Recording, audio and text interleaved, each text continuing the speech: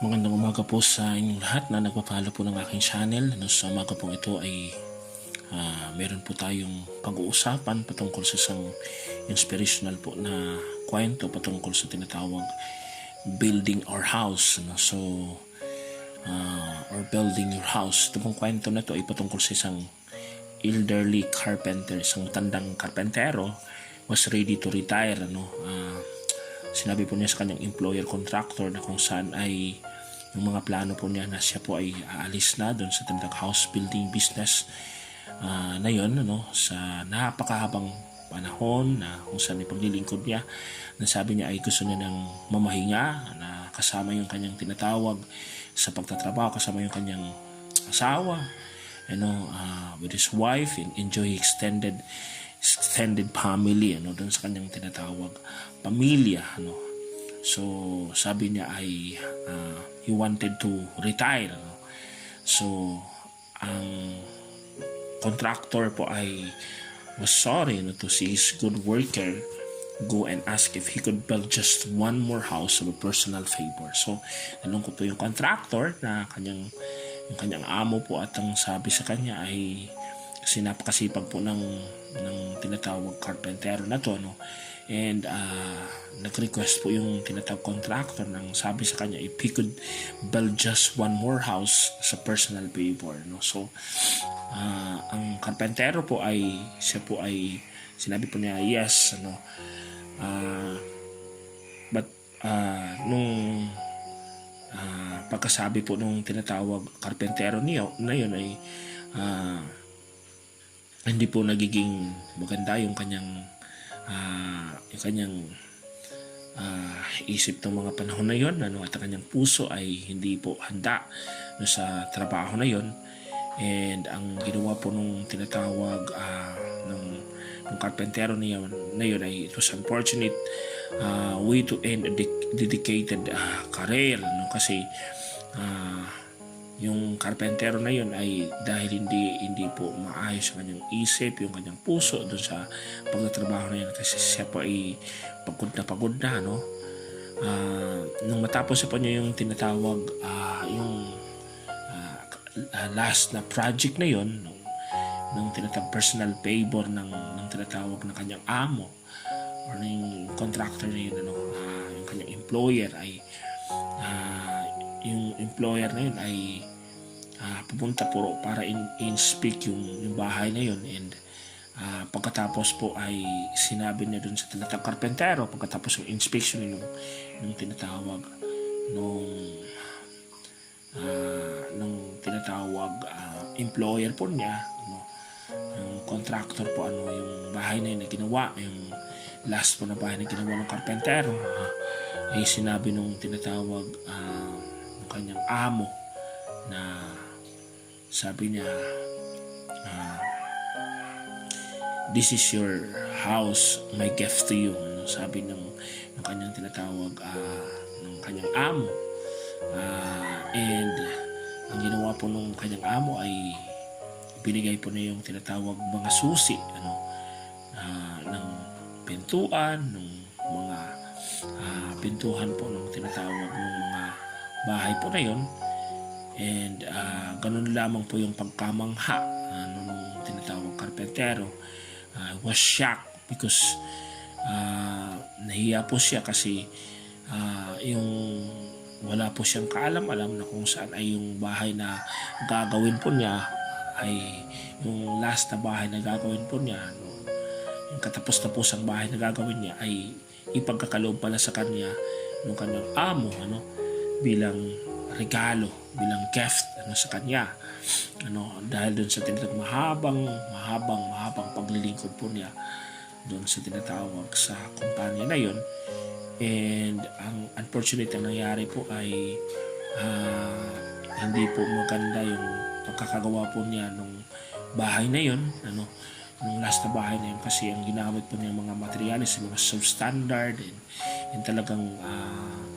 alam mo yun, yung quality nung tinatawag pag-build po niya ng bahay na yun ay hindi po maganda, So sabi niya, if I had only known that the building that the building I am constructing, sabi niya, is my own house. Sabi niya, I would have done it also differently. Ginawa ko sana yun ng maganda, maayos, na kung saan ay hindi bara-bara. Kasi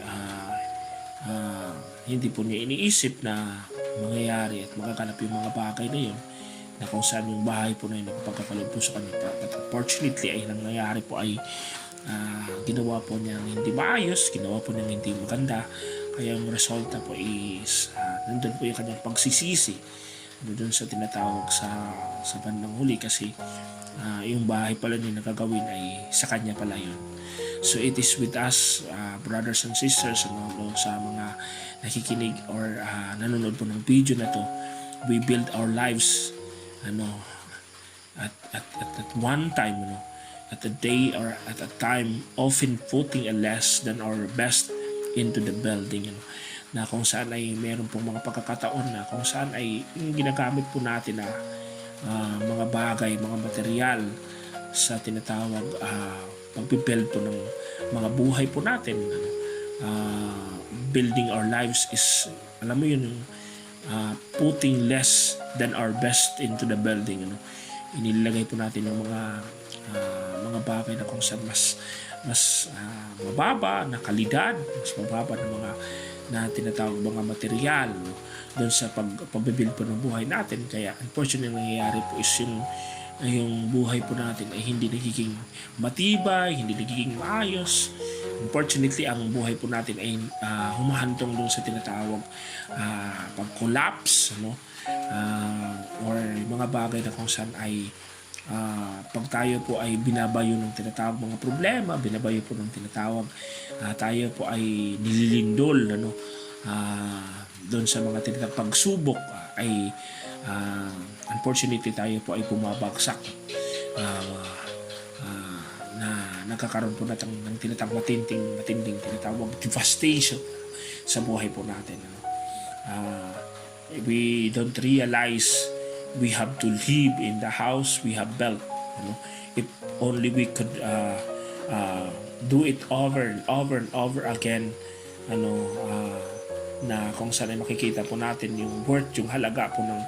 binibuild po natin, we would do it much differently, just like in the story.